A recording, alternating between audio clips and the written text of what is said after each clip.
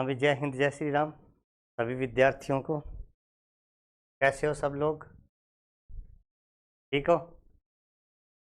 जैसा कि साथियों आपको पता है, केमिस्ट्री की क्लास डेली आ रही है, ज़ोरदार क्लास आ रही है और मैं शानदार तरीके से आप लोगों को पढ़ा रहा हूँ।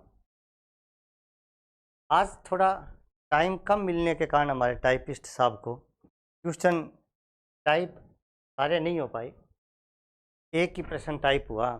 कोई बात नहीं है, आप लोग ध्यान से देखो, अपने सारे साथियों को जोड़ो। इन क्लासों का लाभ मेरे हिसाब से सभी को मिलना चाहिए, है ना। क्वेश्चन देखो आप,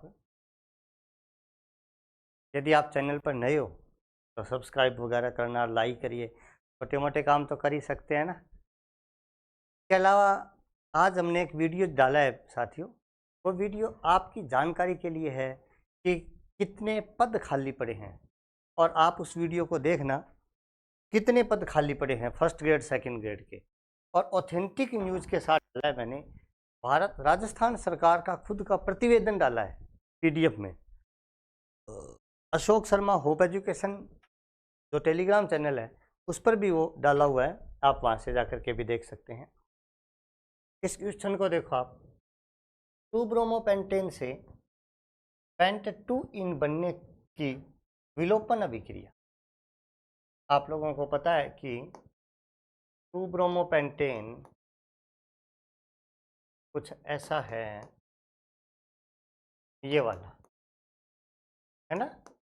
आप इसकी एल्कोहलिक KOH से या NaOH से अभिक्रिया करवाते हैं तो बीटा, देखो ये तो अल्फा है, बीटा हाइड्रोजन निकलता है। और बीटा हाइड्रोजन कहाँ से निकलेगा? सैतजैफ के नियमानुसार, जहाँ पर प्रतिस्थापी समूह ज़्यादा होंगे वहाँ से निकलेगा, 2 पेंटीन बनेगा। ये क्वेश्चन आप लोगों को क्या पूछ रहा है आगे कि यह है, और इसमें HBr निष्कासित होता है, यानी यह वी हाइड्रो हैलोजनीकरण है, बीटा विलोपन अभिक्रिया है। हाँ, बीटा विलोपन तो है। सैतजैफ जो है ना, इसका NCERT की किताब में जेटसैफ नाम भी दिया गया है। तो चाहे आप इसको सैतजैफ पढ़ो, चाहे आप लोग इसको जेटसैफ पढ़ो, बात एक ही है, ठीक है। तो ये सैतजैफ के नियम का पालन करती है? हाँ सर, करती है। विहाइड्रोजनीकरण अभिक्रिया है, विहाइड्रोहैलोजनीकरण। विहाइड्रोहैलोजनीकरण से अभिप्राय क्या है? HX का निष्कासित होना, हाइड्रो हैलोजन का निकलना।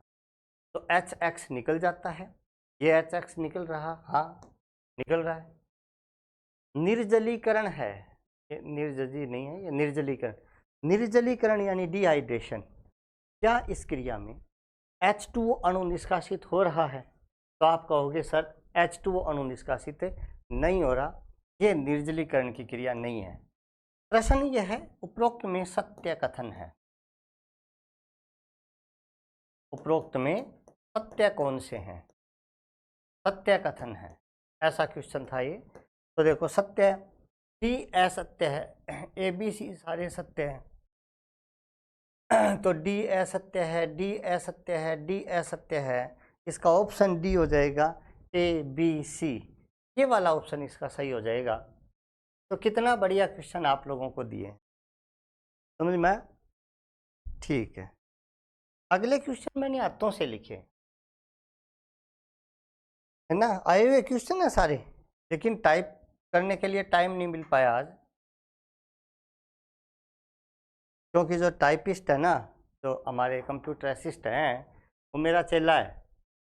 तो वो क्या है कि कई बार और कामों में भी लग जाता है, ऐप का और का सारा काम करता है, तो इस वजह से वो गोगा सर का है, शिवम पारिक, यदि कोई जानता भी हो तो जान जाएगा।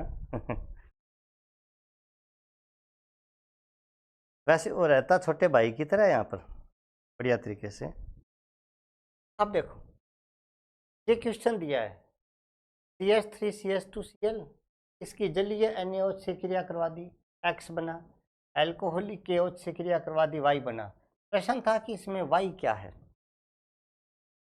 ऑब्जेक्टिव में ऐसा था क्वेश्चन कि वाई है। तो आप लोगों को ध्यान में क्या रखना चाहिए, एल्किल हैलाइड की NaOH या KOH, यानी क्षार से जब क्रिया करवाते हैं तो ये क्रिया दो प्रकार की होती है। यदि आप लोग जलीय NaOH लेते हैं, यहाँ आपको एक बस मिल जाए, आपको जलीय मिल जाए, आपको वाटर मिल जाए, तो यह SN अभिक्रिया यानी न्यूक्लियोफिलिक सब्स्टिट्यूशन रिएक्शन नाभिक स्नेही प्रतिस्थापन अभिक्रिया होती है, जिसके तहत आपको यहाँ पर अल्कोहल का निर्माण होता है।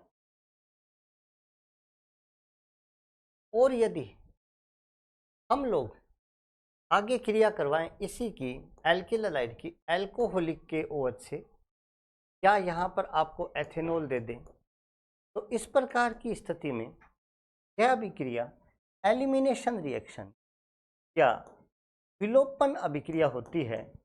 और इस विलोपन अभिक्रिया से यहाँ पर हमें एल्कीन का निर्माण होता है, एल्कीन बनता है। यहाँ एक चीज़ मेरे लिखने में थोड़ी मिस्टेक थी, यहाँ कुछ ऐसा था CONCH2SO4 और 413 केल्विन, ऐसा कुछ लिखा था। अब देखो, आप लोगों को ये भी याद रखना है कि जो अल्कोहल होता है का डिहाइड्रेशन या निर्जलीकरण दो तरीके से होता है।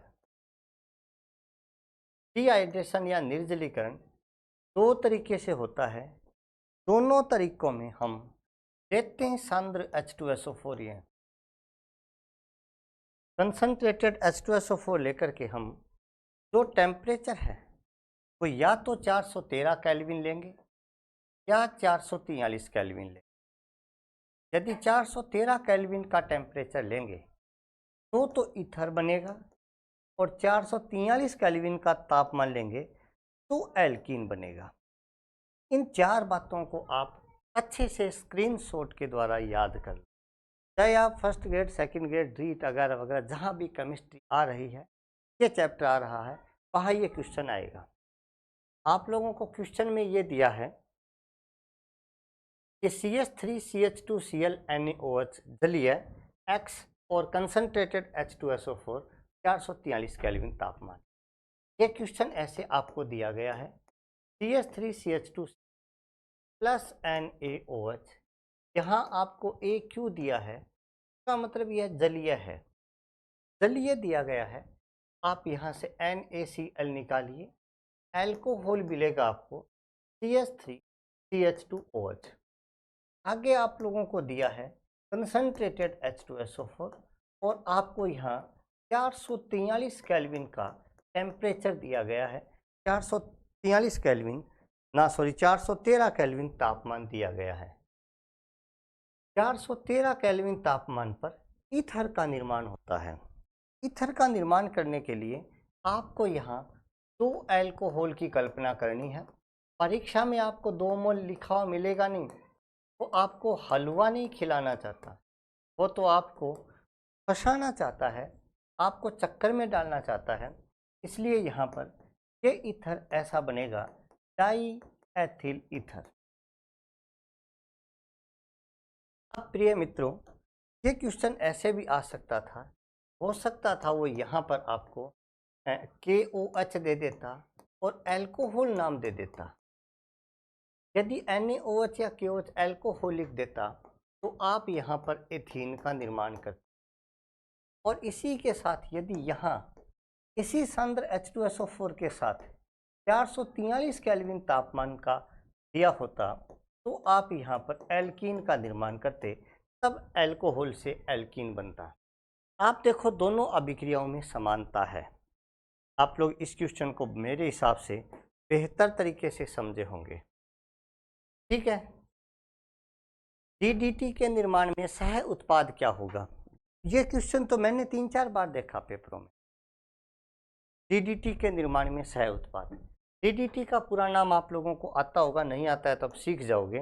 लेकिन मैं पहले आपको डीडीटी का निर्माण सिखाता हूँ। प्रिय साथियों, डीडीटी बनता है क्लोरेल और क्लोरोबेंजीन की क्रिया से। क्लोरेल और क्लोरोबेंजीन, इन दोनों की क्रिया से डीडीटी का निर्माण होता है। क्लोरेल क्या होता है? क्लोरेल होता है, आपको एक एल्डिहाइड लेकर के यहाँ ये चीज़ कर देनी है CCl3CHO। CCl3CHO, ये चीज़ क्लोरेल है। CCl3ClO CHO, क्लोरेल का IUPAC नाम ट्राई क्लोरोएथेनेल होता है। ट्राई क्लोरोएथेनेल।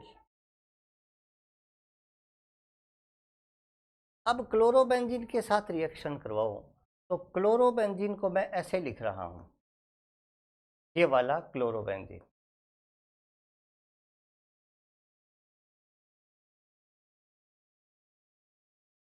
अब देखो आप, क्लोरोबेंजीन है तो हर एक कार्बन के पास हाइड्रोजन तो है ही।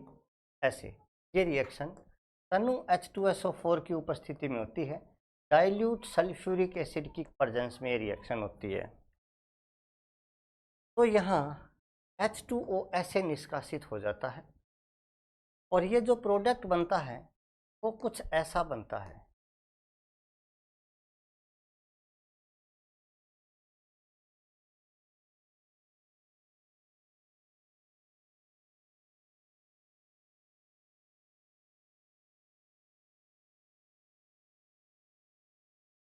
तो दोस्तों, यहाँ सह उत्पाद के रूप में पानी बना है, ये डीडीटी है।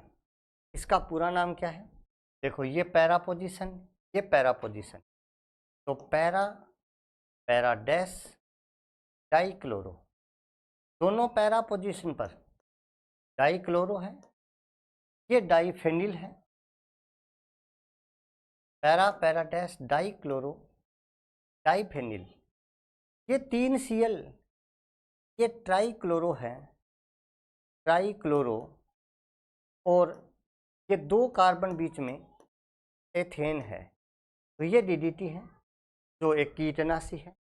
वैज्ञानिक पोल मुल्लर ने यह बताया था कि डीडीटी एक कीटनाशी पदार्थ होता है। 1987 में डीडीटी पर संयुक्त राष्ट्र ने बैन लगा दिया था, क्योंकि यह हमारी बॉडी में संग्रहित होता है, बायोमैग्निफिकेशन करता है और नुकसानदायक पदार्थ होता है, इसलिए इस पर प्रतिबंध लगा दिया था। फिर भी आज भी इसका प्रयोग धड़ल्ले से किया जाता है। जानदार क्वेश्चन अगला देखो आप। अपने साथियों को बीच बीच में शेयर करते रहो दोस्तों, क्योंकि यही क्वेश्चन है जो परीक्षा में है। बस ऑप्शन नहीं छापे आज मैंने। ये कह रहा RXMGA जल अपघटन एथेन। आर क्या है?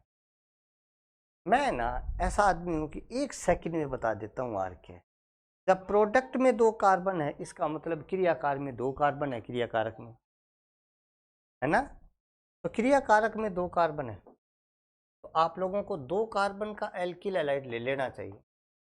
ये CH3CH2X, आप इसकी मैग्नीशियम से रिएक्शन करवाओ, ये बनेगा CH3CH2 MgX, ग्रीन्यार अभिकर्मक बन गया।